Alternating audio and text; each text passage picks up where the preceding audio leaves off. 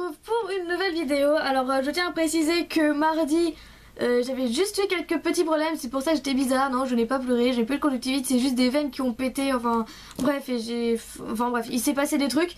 Donc du coup rien de grave, mais vous voyez je suis bien, c'est bon, je suis en forme. C'est juste que c'était pas mon jour, mais bon, j'avais pas le choix de faire une vidéo si vous voulez une vidéo. Donc bon, donc arrêtez de me demander ce qui s'est passé, vous saurez pas, il s'est passé des trucs et puis voilà. Et puis c'est tout. Mais je vais bien, je suis pas morte, tout va bien, je suis pas malade, non rien du tout. Et donc du coup pour ce tuto qu'on n'avait pas s'égarer, je vais faire un petit sac. Alors pour cela je vais utiliser un rouleau, vous pouvez très bien utiliser aussi une pâte à machine. Je vais aussi utiliser une lame, cutter, couteau, scalpel comme vous voulez. Là d'ailleurs qui est un petit peu sale, voilà.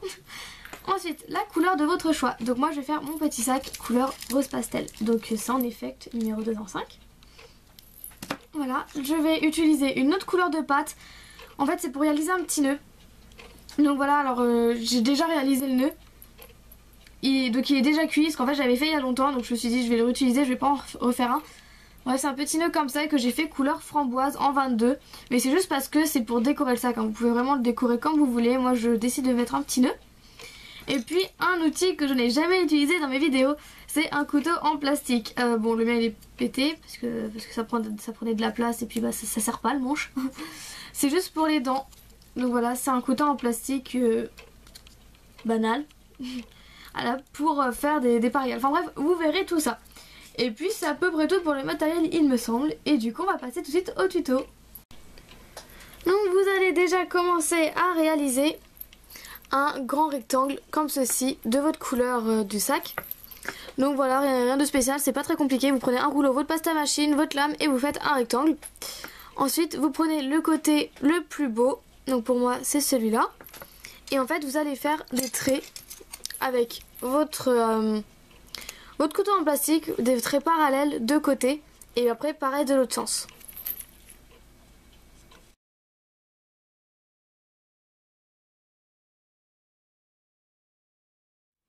Voilà, comme ceci, je vais juste reformer un petit peu le côté. Voilà. Et en fait, après avec le dos de la lame, je vais faire le haut. C'est comme pour la pliure de la couture en fait. Donc c'est vraiment pas le côté coupant, hein. Donc là c'est le côté lisse. Enfin lisse. Il y a surtout les deux lisses, mais bon. Vous avez compris. Juste faire une encoche. C'est pour ça qu'il faut pas le couper. Voilà, à peu près. Juste d'un côté. J'espère que vous avez bien compris comment on faisait les trucs. Donc en haut, en fait, j'ai pris le dos de ma lame, donc un côté non coupant, pour donner un petit creux. En fait, et ces petits traits, en fait, c'est pour faire tous les traits de couture. Donc ensuite, on va refermer. Et en fait, là, ça va être le petit côté un petit peu difficile, si je peux dire, parce qu'en fait on va donner la forme au sac. Donc pour cela on va bien coller. Encore là ça va être les coutures, donc c'est pas trop grave. Et ce sera sur le côté. Il faut bien que ce soit parallèle. Enfin parallèle, bien que ce soit collé quoi.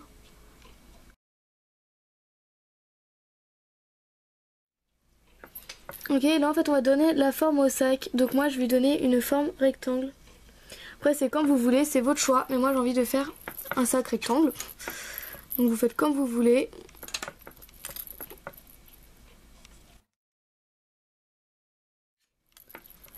Donc voilà, mon sac est en rectangle.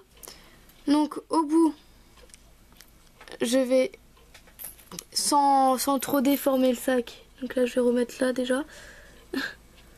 Sans trop le déformer, je vais replier le bas légèrement.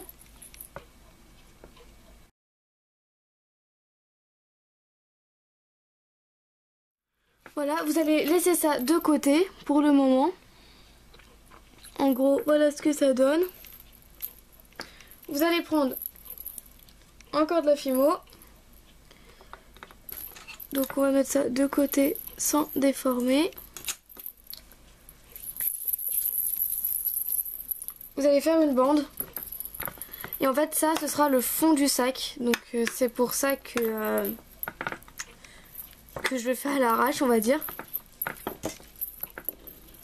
Voilà, vous prenez le côté plus joli que vous allez mettre de dos. vous allez prendre votre sac, vous allez le retourner et mettre dessus. Là, je vais bien vous mettre face à la caméra. Donc là, il est un petit peu déformé, mais c'est pas grave.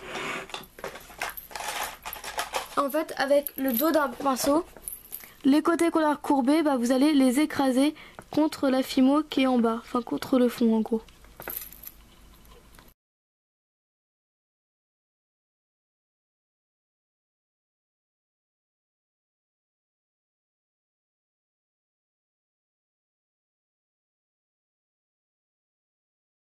Voilà, une fois que vous avez fixé le sac au support, vous allez pouvoir couper.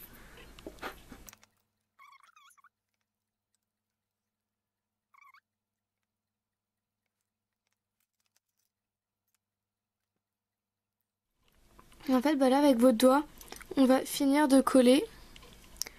Donc on va essayer du pinceau à l'intérieur pour pas trop déformer. Comme ça, on appuie et on va pouvoir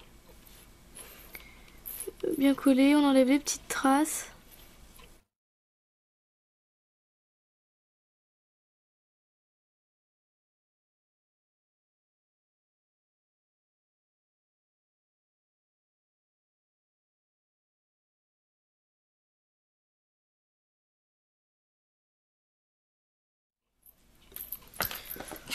Donc voilà pour le moment ce que ça donne. Donc il n'y a pas besoin de... Voilà, c'est un sac vide.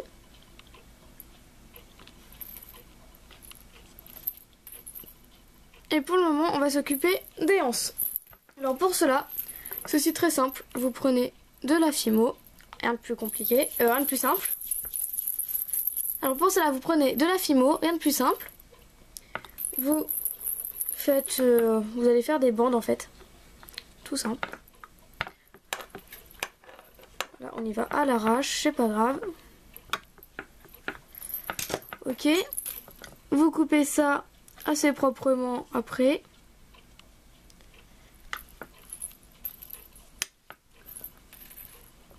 Voilà, on va dire qu'on va les faire de cette longueur les anses. C'est pas très important. Enfin, pour moi, c'est pas ce que je préfère. Donc, en fait, vous allez faire le même. Je vais juste décaler. Vous allez faire le même motif avec le couteau sur cette bande épaisse que, comme vous avez pu remarquer, elle est épaisse. Donc vous faites la même chose avec le couteau.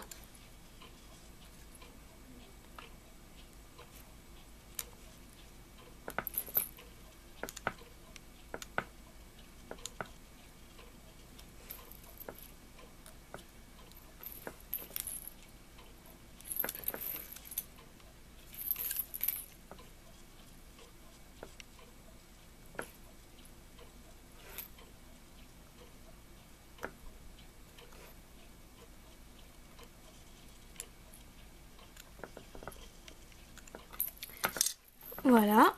Ensuite, vous allez décoller le tout. Vous allez couper au milieu.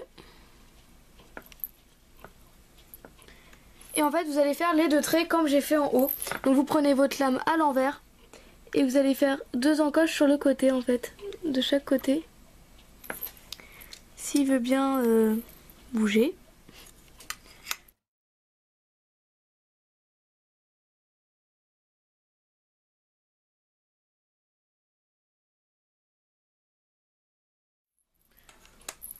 Voilà, et ensuite on va les fixer sur chaque côté. Donc vous prenez à l'intérieur. Et voilà. Vous fixez avec un cure-dent. Puis vous allez poser l'autre. Donc là j'ai fait un petit peu trop grande. Voilà, on va couper ça. Vous mettez aussi à l'intérieur. Et vous reposez.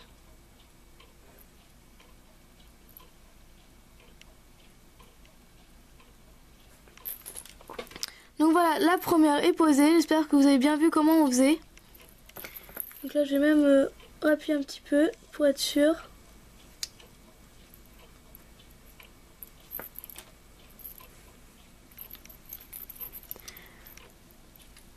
Voilà, et vous faites pareil avec l'autre. Donc je vais aussi couper du coup.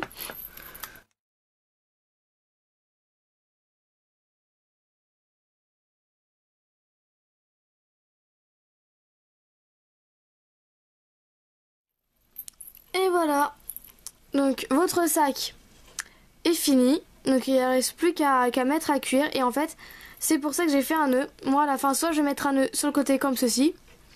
Ouais, d'ailleurs c'est comme ça que je vais le mettre. Parce qu'au milieu, je trouve que ça fait un peu fade. Enfin, il y en a qui aiment, hein.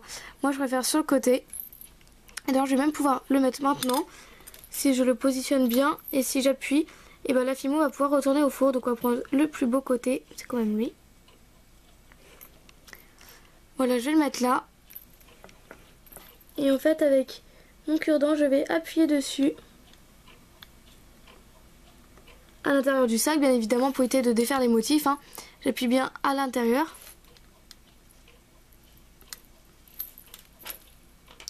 Et voilà, mon nœud est mis. Donc il est déjà cuit et il repasse bien évidemment au four.